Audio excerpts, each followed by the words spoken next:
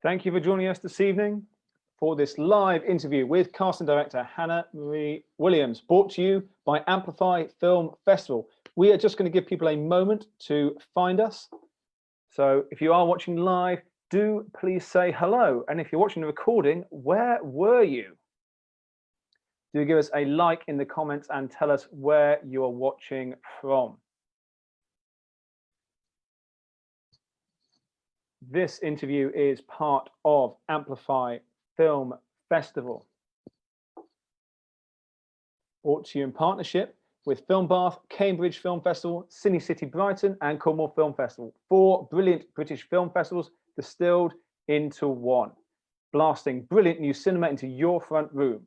Amplify is an online film festival which runs from November the 6th to 22nd and is beaming feature films, shorts and industry events directly to you, wherever you are in the UK, or in the case of this event, the world.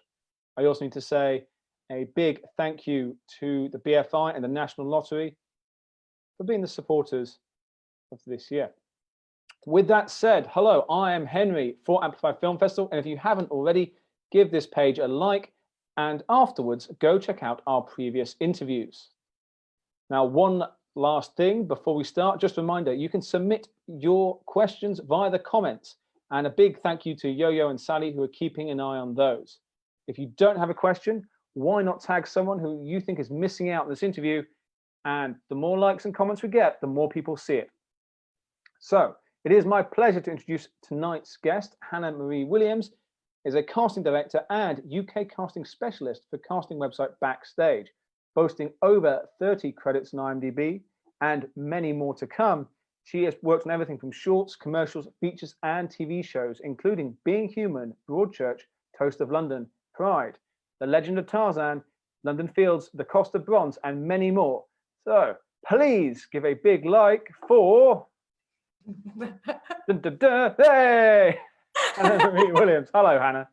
Hiya, hello, how are you? Do you like your introduction there?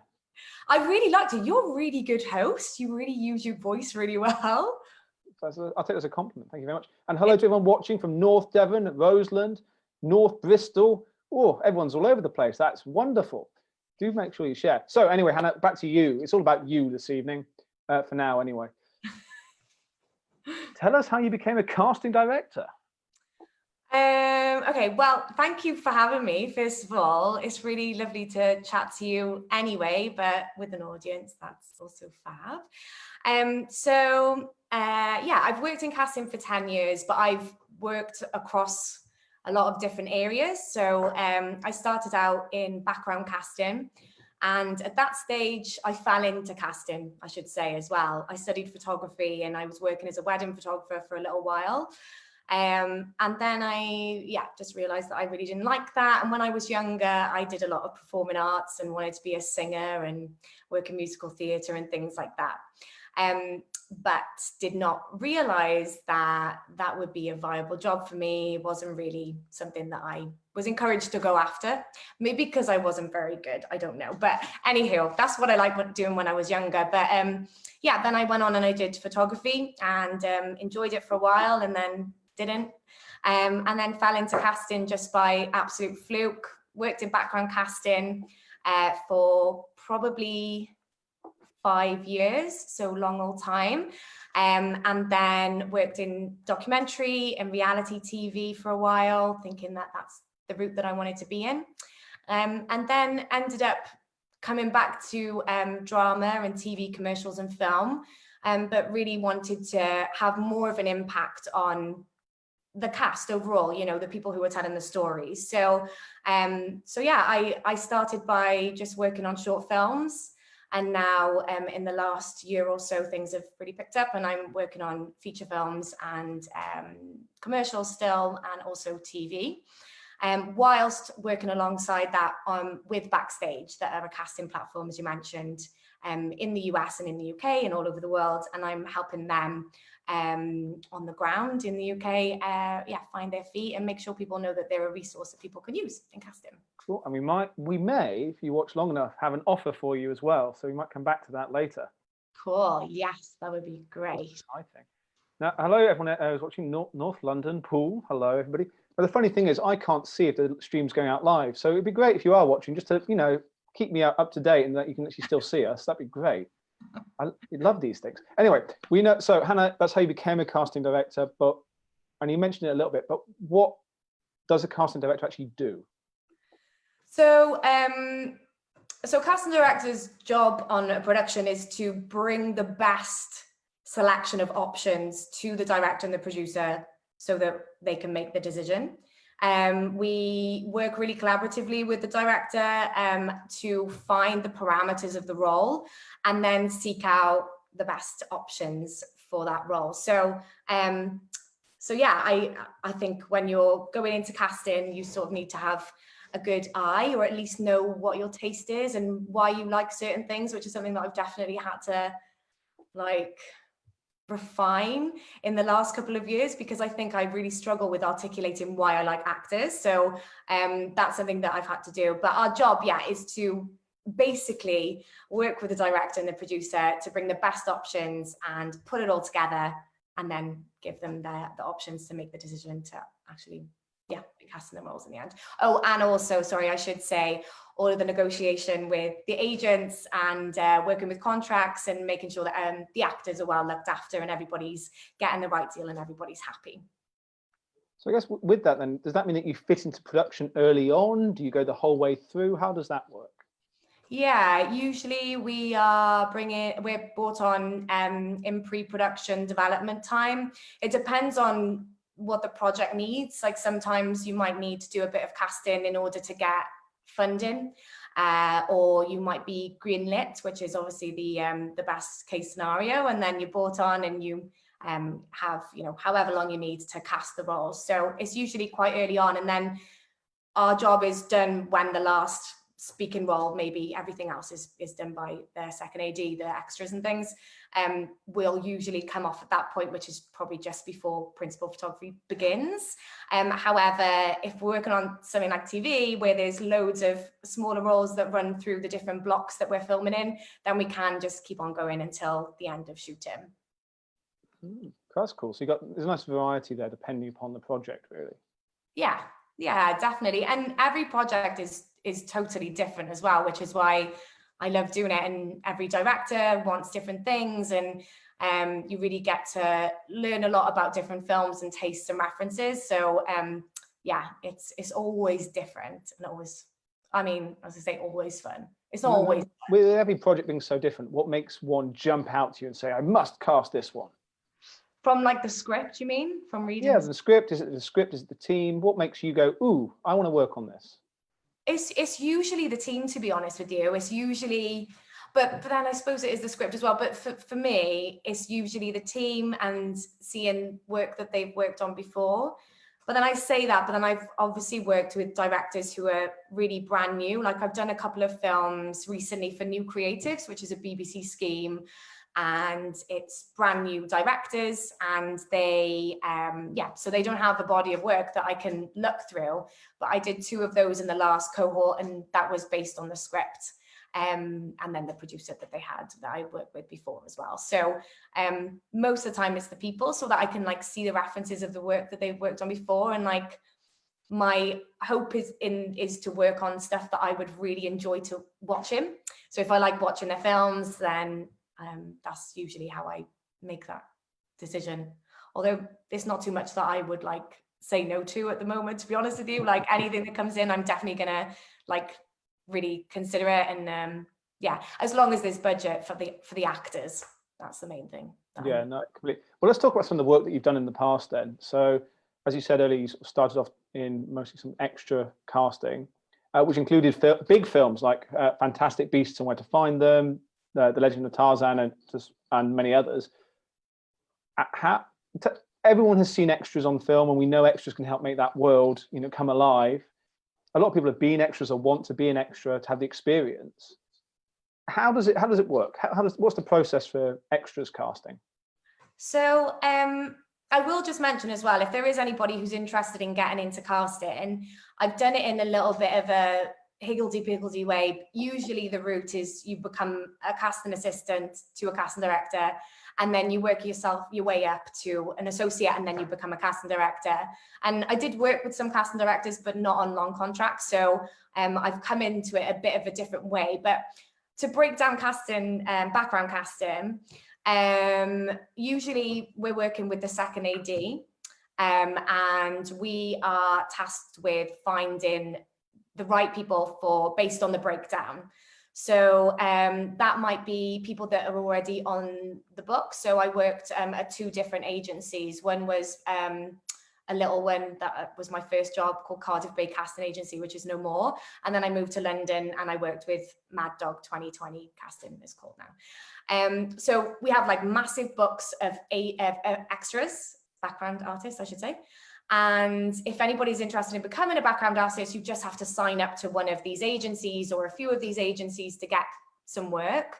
So we'll get the brief, we'll go through the books and find people who are suitable for that. But then a lot of the work that I did when I was working in background casting was going out and finding people and subsidizing what we had on the book with brand new faces. So really early on, I was learning more about street casting and outreach and stuff like that. And that was always something that interests me, which is the way that I like to work now when I'm casting principal roles. So yeah, to break it down simply, we get the breakdown, we look for options on the book or street casting, outreach and things like that. And then that's the nice part. And then the not so nice part is organizing, 200, 300 people per day to go on set, which is a lot of chasing people and just making sure that everybody's going and replacing people when people drop out. And it was very difficult, but I loved it. But I learned how to work. Certainly, it gives a whole different perspective on the logistics of filmmaking. We think a lot about get the location sorted, the camera team, but not always about corralling 300 people to be there all day and go from A to B constantly and having to find them all to start with. But it must be quite the experience though to make it all happen. Yeah, definitely. It really, really was great. And I think if anybody is interested in being doing some extra work, whether you're a filmmaker or an actor, or you just want to do it for fun, I think when you're on set as an extra, there's a lot of opportunity to see how a big machine works. So yeah, and I loved being on set and looking after the background when I was there. But yeah, it's crazy because we get the call time at 7 p.m. and everyone goes home from set. Then from 7 p.m. till midnight, we're making sure that everybody's got their call time, that everybody's going to turn up for 6 a.m. Then 6 a.m. comes around and I'll get a phone call from the second AD saying, okay, these are the people who haven't shown up, can you chase them? And then there's like 20 people who haven't shown up and then I've got to ring them. So it was really, really difficult, but it was interesting for sure. No, that's great. I'm sure people, will take a look at that as well, and obviously appreciate a whole different part of films, particularly with everything that's going on with around the world with COVID. But you mentioned though, when you talk about going out and finding people, so street casting, and you've done some work with documentary and reality shows. And so how is that different from what we might consider conventional casting? So when I did go into documentary and film, this was because I knew that I really enjoyed that part of it and going out and finding people on the street and outreach into different communities and things like that. Like on Fantastic Beasts, you mentioned they really wanted loads of different communities. David Yates, the director, really wanted loads of, authentic Italian communities within the New York City scene. So we went to like Italian churches and things like that. So when I finished in extras casting, I thought I really enjoy speaking to real people and getting them involved and introducing them to this world and telling real stories and hearing about actual, people's lives and things like that. So the way that differs is not actually, it wasn't that different for me at that stage, but street casting is, what it sounds like. You just find the spot where you would find the type of person that you might need. So Yeah, you might go to like a shopping center to find a certain type of woman, or you might go to a youth center or like a martial arts center or something like that, just to find the certain type that you're looking for. And then it's literally just approaching people and asking if they would be interested in being involved, and then giving them like a flyer or taking their picture if they are happy for you to do that, and talking them through the whole process. And then obviously it just takes a lot longer. And also it takes a lot longer because they're not used to being approached perhaps, but also there's a real duty of care that you've got to like make sure that they feel comfortable and nobody's being like coerced into doing anything that they don't want to do. So it has its similarities, but it's just it's yeah, different in a lot of ways. Cool. Now, I guess then we should really talk about is what is, I guess, the norm, but casting for feature films or TV series and maybe even short films. How do you go about finding actors? So it depends on what you're looking for. You could be working on projects where they might need to attach a name for financing reasons. In that case, you go into agencies, you're finding out who that actor's agent is, and then you're approaching the agent. And then, you know, outside of that, we might post it out on casting platforms. So there's several in the UK, Backstage, that I mentioned that I work with. There's Spotlight, Mandy, Star Now. And you can post out your job on there, and then the actors come to you, which is like, it's nice. It cuts out a lot of chasing people separately. So when you post it out, you get your list of people who've suggested themselves or the agent have suggested them. So you can go through those. So that would be like the traditional ways, I guess, of going around it. But then if we're looking for something or someone who is inexperienced, or like, especially if we're doing kids casting, we're going to do some open calls. We might use social media. Yeah, street casting. We might go to different communities and organizations to find people. It can look like a lot of things, or a lot of different combinations of different things, just based on what the director wants and how you're gonna, yeah, where you're gonna. I'm guessing a lot of that also comes as your timeline. Are you ever given 24 hours to cast a role? Commercials is really, really fast, like really fast. I love working for commercials, but it's a whole nother ball game. Like, you can't sink yourself into it too much, and just so much of it is based on like a really small amount of time that you're going to see that person, that it is really looks based, and it can be really looks based. So commercials, yes. Background casting, absolutely. I would get a call at 11 a.m. and they would say, we need 20 soldiers with a 38 chest and a 32 waist that are available tomorrow. And you'd have to find them by, 1 p.m. to send over like double the options, so then they could select, and then we'd book them in. So yeah, really, really, really fast. But now I'm working on feature films and TV more. That's like lush, because we've got way longer, and it's a much more of a creative process, and we've got time to test people and just make sure that what we're picking is, right. No, that makes perfect sense. The more time we can get, hopefully we can find the right person. But again, linked to that is, when you are finding an actor or performer, is there one thing they all seem to do that either is wrong or doesn't quite work for you when it comes to casting or auditions? I honestly think the main thing is like not being flexible.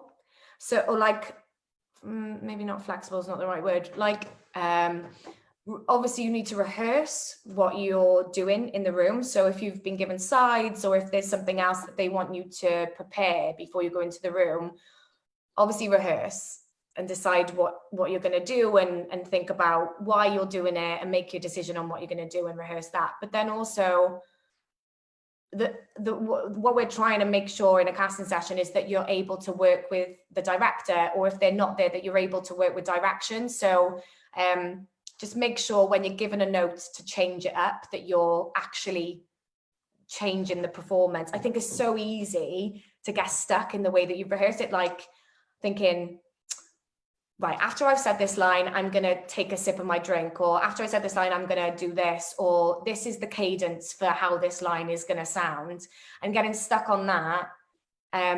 If you've made that as a choice, then definitely do it for your first take, but just make sure you've rehearsed it other ways so that you're able to change it, so that we can see different sides to you. But I would say that's probably the biggest thing that I get, like, oh, come on, like, I know you're good, like, I know you can do it differently, but nerves get in the way, and I totally understand that. And if that happens, then we will give it like a good few goes. But I think that's probably the main thing that I see, that I'm like, oh, please. I think everyone's on the same team. Ultimately, you all want that person to be the right person for that role, hopefully. Oh, so yeah, for sure. I don't want anyone to look bad because I picked them and then it looks like I've got bad taste. So yeah, I actually had a situation at the beginning of this year. We were meant to film this project in April, and there was somebody who came into a casting, and she had no experience, you know, she'd just been doing stuff in school, and she was amazing. Like, she had one side of the character down, but she couldn't quite get there. There needed to be two sides of this character. It had to have a bit of it was a bit of a varied role, and she really had the one side of it, but she couldn't quite get, it was more of a vulnerability that she couldn't quite get. And we worked with her for probably about an hour and a half, like really trying to pull it out of her. And that's also another thing about, you know, if you want to work in casting, being able to work with people and make people feel comfortable and be able to communicate in a way that's like really encouraging and not like makes them defensive, you know. So yeah, that would be my biggest thing. Just being able to really be flexible in the room is the best thing you can be. No, makes sense. Now we're getting closer and closer to the questions, people, so do please keep those coming in. Sally and Yo-Yo are doing a great job of sending them to me, and don't forget to let us know where you're watching from. It's always nice to know which part of the world you're tuning in to enjoy these interviews. And then, so we talked a lot about actors and about how you work, but what about the filmmaker? When if a filmmaker comes to you and say, cool, going to work on this project, what do they need to give you so you can help them cast it? So as in, like, to help me cast it. So what kind of materials do I need to actually do the job? Yeah. Yeah, so obviously the script. And I really like visual references. So I like to see just references on how it's going to look. I like to see who the DOP is, and if you've got like a treatment or anything along those lines, then that is always amazing to see. If you don't, then it's great to have a good chat at the beginning. And this is usually what happens. We'll have a good chat. I'll talk about what my initial ideas were for the characters to make sure I'm on the same wavelength. And yeah, during that chat, any references that you've got for, like, maybe they might be unattainable, but your ideal cast, just so I can see where the eye is going for types of people that they like, and yeah, their demeanors and things like that. So that's usually really helpful. We mentioned it already, time is great. So as much time as you can possibly give is amazing. And then yeah, I mean, it's all a chat at the beginning, but just some sort of idea on how you like to make the decision, because it based on the project, you might want to test for certain things, or you might not want to just see them read from sides. You might want to see them improvise, or you might want to see a chemistry test because a relationship is really important. So usually that's just part of the conversation that we have at the beginning. So I think before you go to the point where you're going to be speaking to casting directors, make sure that you've had discussions already with the writer and the producer to decide what your references are, what exactly you after. Be realistic, obviously. But yeah, and just, yeah, make sure that you're really taking consideration into what you need, and then have the chat with the casting director, and then we can all decide how to go about it. It's funny that you mentioned the chemistry test. When we interviewed Jill Trevillick, who's casting director who does Downton and Sanditon, Yeah. we had a lot of questions about how the chemistry worked between two of the lead actors in something. And it was quite interesting, again, the same thing of having to put different people in the position to see if it was there or not, because there's only so much that performance can give on its own. Yeah, for sure. I do think though as well, like some actors will just be amazing with anyone that they work with. But another project I worked on at the beginning of the year before lockdown, we were looking for a family, and it was really important that they all fit in together, and they've all got really specific personalities, which were all really different. So we had a day where it was pretty brutal, to be fair, but we were swapping in and out different variations to see which one was right to make the whole thing. So yeah, that was super important, and those guys weren't some of them weren't too experienced, so it was really important that we tested all of that to make sure it all made sense, that they would be a family, and it's not like totally out of doesn't look like not real, like a real family. That makes sense. I don't know if you can hear it, but I have a helicopter flying around outside this side. No one can hear that. No one can hear that. Anyone else hear that in the world? Okay, just me. I'm going slightly mad. Just a few more one more question from me before we go to everyone who's watching and all their questions. So do keep those coming in. I'm making a short film, let's say, and it's a very low to no budget piece. So maybe a student piece or some friends getting together, and there's no budget for a casting director. How can I sort of put the best casting call together on my own or within my team? So to give you like an idea of exactly how I do it, not just like metaphorically, like how am I going to like pull it together? What I do when I'm writing a breakdown or deciding what the characters are in my mind anyway, is I'll read the script once through, and then I'll give it a second read, and I'll say, right, well, I know there's 3 or 4 characters, and I'll have a notepad next to me or my notes open on my laptop. And anytime that character is referenced, I'll make a little note next to them. So like if it's saying they look this way, or they sound like a certain way, or I'm getting a certain vibe from them, like they seem aggressive or whatever it is, I'll just make a little note next to their character. So then you know then from the writing, the way that it's written is what you've got like summarized under each character. And then from there, you know, you just need to have loads of conversations around why certain things are noted as certain things in the script and how important they are to the casting of the project. So like, especially when we're talking about any sort of like stereotypes or any weird unconscious biases that you might have, like just make sure you're questioning everything to help you. I mean, to help you make a film which is representative, but to help you be more flexible with the cast that you're going to get. So loads of chats back and forth. Why are they this way? Does it make sense that she would be this way and then change to be this way? Just loads and loads of chats. And then your breakdown needs to sell the project to the actor and the agent, especially as you're saying, you know, if you're working on something low and no pay, if an actor's going to be involved in that, it's because they want experience and they want something for their show reel. So it needs to be a character which has something to them that attracts the actor. Think that would be a challenge for them, or it's the type of role that they want to play. So yeah, just use nice descriptive language and talk about the character's journey, intention, something interesting about them, and then just summarize the piece in nice language. And that's what I would say. And just be really, really transparent with what you're going to be able to offer. You should always be aiming to pay your actors, of course. That should be total priority in your budget always. But there are times where that is impossible, or that you can't pay equity minimum maybe, or whatever.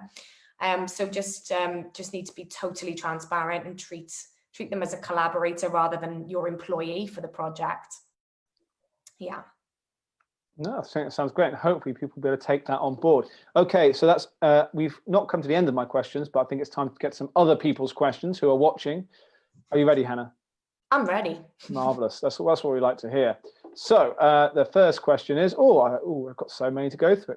Let's see where to start. It's really weird, by the way, because it looks like there's just 2 participants on this Zoom, so I can't see. No.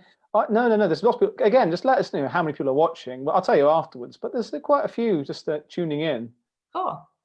So here, first one is: do agents expect to seek out work on your behalf with finance? Oh, Steve, what are you on about here? Sorry, confusing me. Do agents expect to seek out work on your behalf with finance and genre in mind, or is it the first come and then they send the proposal to you? So I think he's asking, will your agent, do you think, for actors, go out and look for talent based upon genre and the budget available? So your agent will seek out work that is suited to you. And I mean, at the beginning of your relationship with your agent, you usually will have a conversation about what type of work you want to do, where you want to go in your career and things like that. So they'll be seeking out work which is suited for you, because they obviously want to suggest accordingly to the breakdown. But also they will be keeping in mind what you want to do. In terms of like the budget, they're always going to be putting you up for things which have got, well, hopefully that have budget, because they get 15% of your fee. So as much as that you earn, they're going to earn 15% of that. So they'll always be looking for higher price work for you. And they're always obviously going to be negotiating your contracts to make sure that you've got the best terms of that contract as well. So it's not like they're specifically going after a genre unless that's something that you've defined at the beginning of your conversation. But I would say anyway, you should, I mean, it's up to you, obviously, but I would just say to be flexible with genre and just be flexible with the type of roles that you want to go up for. It's all great experience. And, you know, that's not just in film as well, like try out theatre and voice work or whatever it is. I wouldn't like constrict yourself to one genre. I would try out. Yeah, that sounds great. Okay, next one. How do I stand out when doing a self-tape and know what the type of character to do without being told beforehand? Yeah, it's difficult because I try and give as much context as I can to the characters so that people have something to go off, because obviously you can't direct somebody on a self-tape unless we ask for another one, which is a bit annoying, but also we're managing to see a ton more people, so it is great. I think you have to try out a few different ways of doing it before you tape and make the final decision. I wouldn't agonize over it, and I would go with what your gut is saying. Usually that is right. But if you do, I mean, there's conflicting answers on this. I personally don't mind / quite like to see 2 different takes. So if you aren't sure and you've got 2 different ways that you think it could be played, then you could always do 2 takes and put them together in one video file. I don't mind that. I quite like that when there are really different takes on it. Some casting directors aren't so keen on that. It's just more time that needs to be spent then on looking through tapes and things like that. But I think you've just got to test it out and usually go with your gut. And if you're not sure, ask some other people.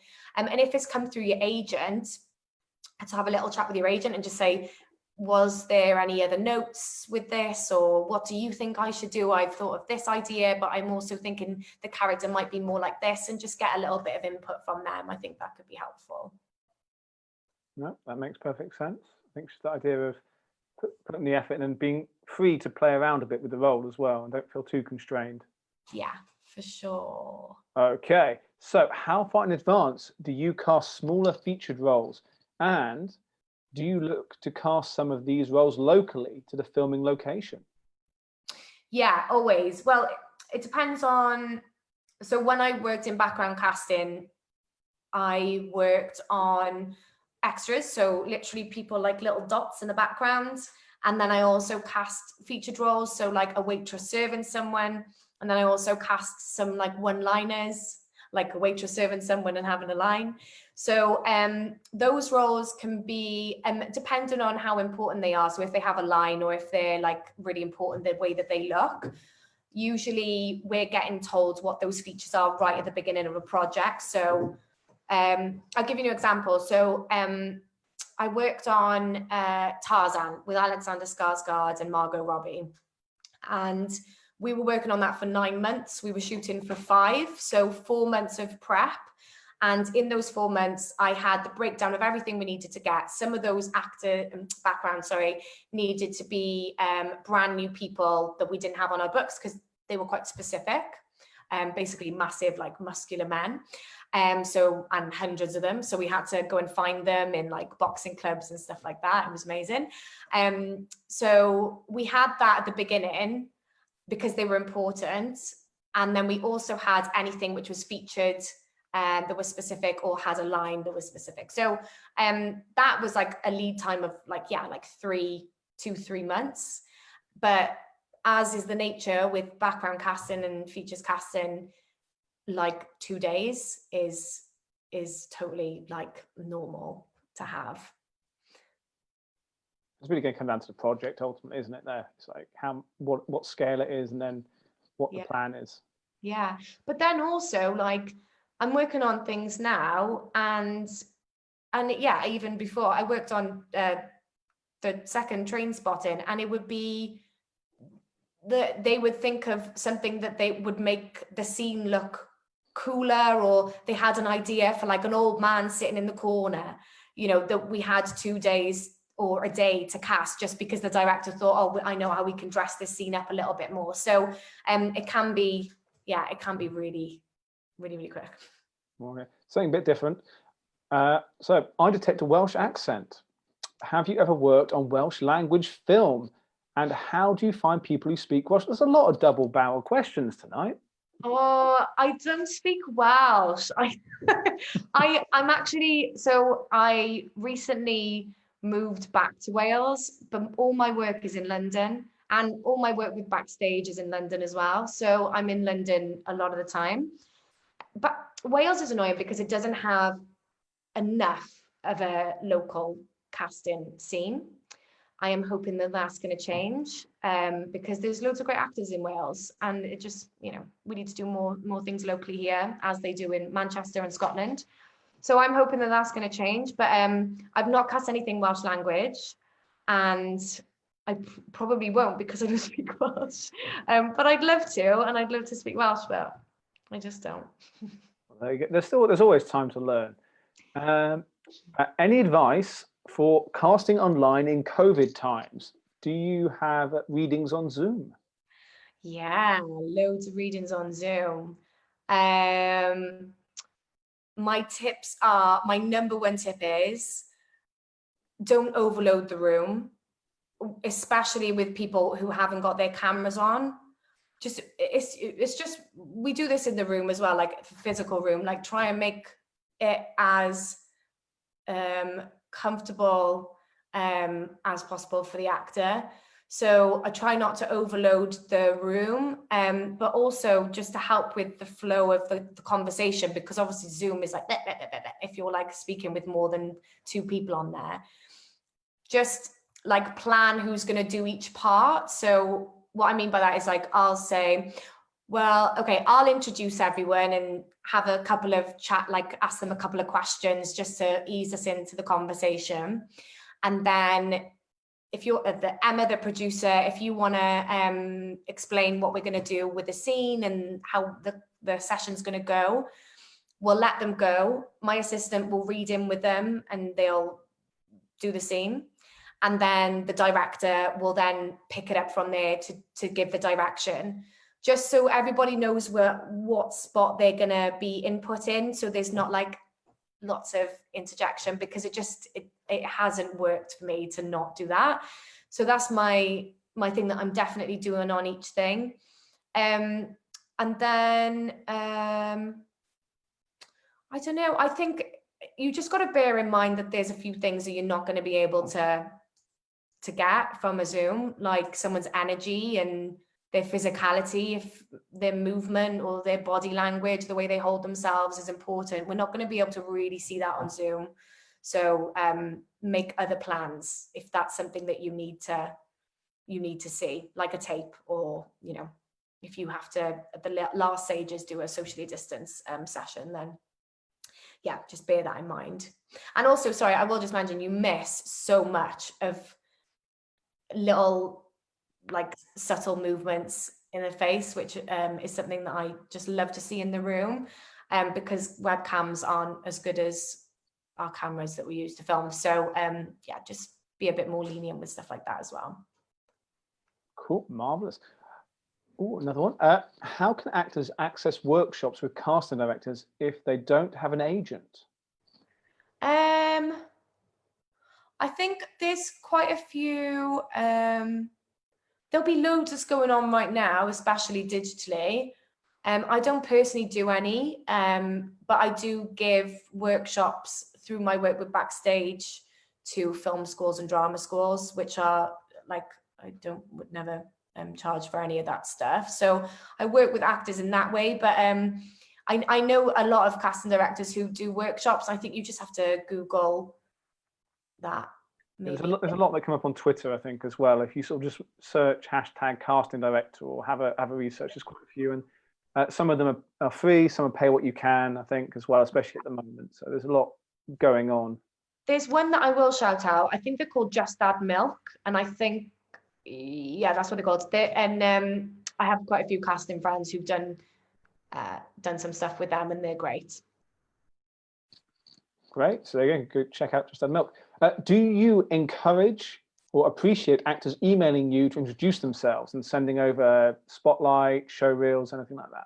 Yeah, for sure. Yeah, definitely. I think you just got to bear in mind that it's not always possible to get a response, but I will always open the emails and I'll always open the links and yeah, anything that's in the email. But yeah, it sometimes might not have the time to reply, but personally, I think yes. But again, like there's been with Backstage, we've been doing loads of Zoom chats with loads of different casting directors over the last apocalypse year, and we yeah, some of them have said yes, and some of them have been concerned even before we had the chat, like, I'm really worried that I'm going to get loads of emails after this talk, you know. So I welcome it, but some might not. To just point out that Hannah's website is a link in the comments, so you can go find her there if you want to get in touch or just see more about her work that she's done. Mm-hmm. Oh, okay. This goes back to our chemistry questions. Have you ever watched a film or TV program where you think the chemistry between the lead characters doesn't work? Yeah. Yeah. I can't think what, but do you know something about working in casting that is just slightly annoying? I can't watch anything and not analyze it. So now when I want to switch off and like relax, I'll watch really bad reality TV, like really bad, just so I can not be looking at everybody and saying, who's that? I've never seen them before, or, you know. So so yeah, there's loads of, but then, you know, it's like anything. There are films or TV programs which on paper look great and just it doesn't come off, like the timing's not right or the pace isn't right, and that could be the reason why the chemistry isn't right, you know.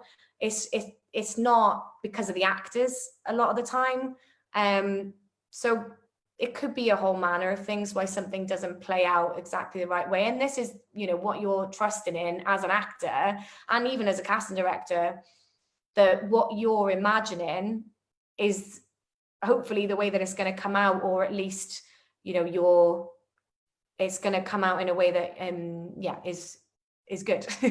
And you never know. You really never know until you see it, that it plays out. Yeah, that makes sense. I mean, if you're watching and you think that you've seen a program where the chemistry doesn't work between the lead actors, let us know what you think, and then we'll maybe come back to that if we get some time, because it's always great to hear what everyone watching thinks. It makes it a bit more interesting and different. Okay, please can you recommend some agents in the Southwest? Southwest specifically, I don't know. I don't. I think you just need to have a little research. I don't know, because I've not cast anything which has been localized to there. So if there's been anything that is shot there, we've cast from everyone, you know, from all of the agencies. I know a lot of Welsh casting agencies, but yeah, you'll be able to find out quite easily just by having a little look-see. And just again, there's a fair bit online, or if not, things definitely Spotlight, Equity, and other groups can hopefully point you in the right direction. A good resource for something like that is the PMA, the Personal Management Association. I think that's what that stands for. And they've got a list of all the accredited agencies. I think they're the union, and they have a list for all the accredited agencies. And that might be broken down into area, although I'm not 100% sure. No, makes sense. Ooh, what is the best way to get into a career in casting? Assist the casting director. Just reach out to casting directors and see if they've got if they've got any work. I struggled at the beginning to do that because the contracts were really short, so just bear that in mind. And by the time I had moved to London, I couldn't afford to quit my full-time job in extras casting, which is what I wanted to do, to go and work with a casting director, but the contract was very short. So just bear in mind that you have to work for, I mean, there are exceptions to this, but just be prepared that you might end up working on like a 2-week contract, and then it's like word of mouth then, that you then go on to different projects as you build up your CV. But yeah, the best way to get into it for sure is to work under a casting director and see how they work and see how the casting office works. And you learn on the job, and you learn very quickly because it's really fast-paced environment. So yeah, reach out to casting directors and see if they need some help. Do you think there's a potential of working student films and helping with those, or smaller local projects as well? Yeah, for sure. Yeah, I mean, the way that I started with casting principal roles was short films, as I said. So I worked, first few films, I worked with people that I knew, directors that I knew, just like friendly or friends of friends. And then what I would do then is I would go to loads of film festivals with my work with Backstage. And perk of doing that is that I get to see the films, obviously. So if I saw a film that I liked, then I would find out who the director was, and I would contact them and say, hey, I noticed that you've not used a casting director before. I'm really interested in your work, and I'd love to help you out on your next project if you're interested. And I got quite a few great projects by doing that with some really exciting people. So so that's how I did it. But I think, you can do one of those things, you can do both of those things simultaneously. Just whatever suits you, I suppose. Cool. No, that makes sense. And now we're coming towards the end now, everybody. So thank you very much. But do keep some questions coming in. We've still got some time. As an actress who is just starting out, would you recommend Backstage, Mandy for actors? Are there other casting websites you would recommend? And what advantage does that bring to an actor to be on them? Yeah, so I think you need to work out which one works for you, because there's a really broad range of casting calls that run through them. So I would just check them out and just see which one is suited to your experience level. I think the great thing about Backstage is we've got a really, really ridiculously broad range of projects that post on there. So like we're talking about with short films and projects for people who are just starting out, there's things like that there. But then we've got stuff on there from really big CDG casting directors, and then we've got loads of commercials, and then we even have like documentaries that do run through the site as well. And then that is also reflected in the talent that are signed up. So that's a really broad range of people. So if anybody's looking to cast a project and you need a broad range of people or something specific, especially, we have a really, really diverse group of people on Backstage. And they're also in the States as well and across the world. So if you're looking for work in other places, I think Backstage is perfect. But as I say, you've got to just check out the different avenues and resources that are available for you and decide which one is suited to you. But I do think the Backstage is a great resource if you're just starting out, if you're if you're just returning to the job, or if you've been working in it for a long time. Because beside the jobs board, we've also got, I don't know if you've been on Backstage, but there's a ton of editorial that runs through the website, which is all about well, it's all aimed at actors. So it's all aimed at helping you learn how to best read a monologue or pick a monologue, or how to prepare for an audition, or we have interviews with casting directors and things like that. It goes on and on. So I would just say check that out as a resource anyway. But yeah, there are casting platforms are a great place to start if you're looking for jobs, because you'll just see every day there'll be like 10, 15 things that come up, you know, or however many post up that day, and you can go through and apply, and then you've got access to all of those. Great. I think, yeah, there's so much out there, isn't there? It's amazing what's going on. So one final question from everyone watching. So thank you, everybody.